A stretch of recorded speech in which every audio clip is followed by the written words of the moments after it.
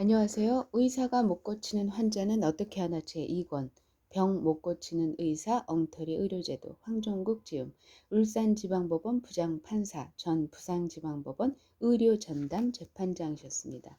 제3장 원리면에서 본 의술의 등급 제1권에서부터 지금까지 이야기한 것을 꿰뚫어 보면 한 가지 체계적인 정리가 가능하다는 것을 발견하게 된다.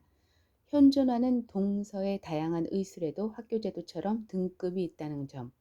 의술의 등급은 보는 사람의 관점에 따라 또 설정하는 기준에 따라 달라질 수 있는 것이지만 치료의 원리라는 기준에 따라 등급을 정하는 것이 의미가 있다고 본다.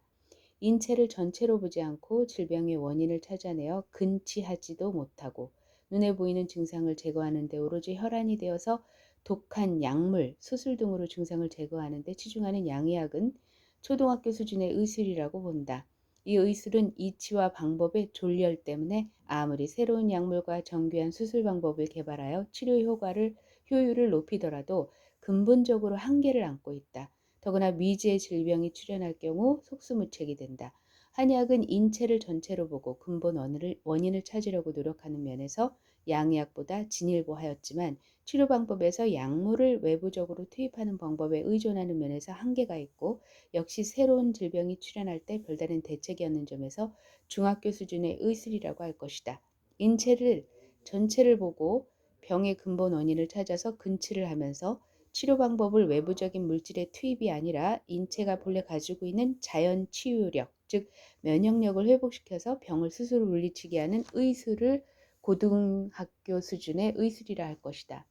인간이 본래 갖고 있는 능력을 철저하게 활성화시키는 것은 동양의학의 본령인데 이 의술에도 자연치유력을 회복시키는 방법의 간편한 정도에 따라서 등급이 나눠질 것이다. 침으로 찌르거나 뜸으로 자극하는 침뜸, 부항기의 진공작용을 이용하는 건부항, 모세혈관을 막고 있는 어혈을 빼냄으로써 기혈의 순환을 촉진시키는 사혈요법 등은 기구를 사용하여 외부에서 자극을 가한다는 점에서 대동소이한 수준이나 환자 입장에서는 전문가에게서 한 번만 지도를 받으면 집에서도 가족들끼리 할 수 있는 부항과 쓱뜸이 더 도움이 될 것이다. 그 중에서도 부항, 특히 사혈요법인 습부항이 나의 경험으로는 효과가 더 좋다. 그래서 침술과 건부항을 고등학교 1학년, 습뜸과 사혈요법을 고등학교 2학년 정도로 본다. 각종의 수기요법도 이 범주에 속하는 매번 전문가의 도움을 받아야 되고 시술자도 상당한 기력을 소모해야 하므로 1학년 정도에 배당할까 한다. 그런데 자연 치유력을 회복시키면서도 외부적으로 아무런 자극을 주지 아니하고 순전히 자신의 몸으로 수술할 수 있는 방법이 있으니 외부의 도움이 필요 없는 점에서 간편하게 짝이었고 그 효과가 가장 완전하다는 점에서 가히 고등학교 3학년 수준의 의술로 대접받아서 손색이 없을 정도이다. 단식이 바로 그것이다. 단식. 이상은 모두 몸을 직접적인 대상으로 하는 점에서 아직은 다소 유치한 기가 남아있는 소년기와 청년기에 해당하는 치료법이라 할 것이다. 장년기에 해당하는 치료법은 몸을 직접 상대하지 아니하고 그 몸의 주인인 마음을 상대한다. 산자의 마음을 편안하게 함으로써 바로 병을 고치는 방법이 이에 해당하는데 가히 대학교 수준의 의술이라 할 것이다. 앞에서 본 바와 같은 이도치 병법, 이농 선생이 하는 의단요법, 동의보감에 나오는 의심과 의성의 수준이 바로 여기에 해당한다. 그런데 이 대학교 수준의 의술도 누군가 전문가의 도움을 받아야 하는 점에서 불편하다.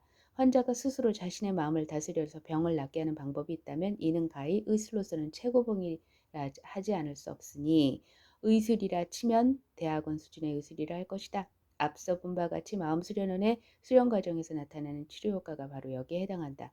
대학원 수준의 의술은 또 있을 것이다. 한의학에서 최고의 치료법으로 친다는 율려 치료법 같은 것인데 그 치료법이 구체적으로 어떤 것인지 지금으로서는 설명하기 곤란하다. 다만 감은 잡히는 부분이 있어 앞으로 찾아볼 생각이다.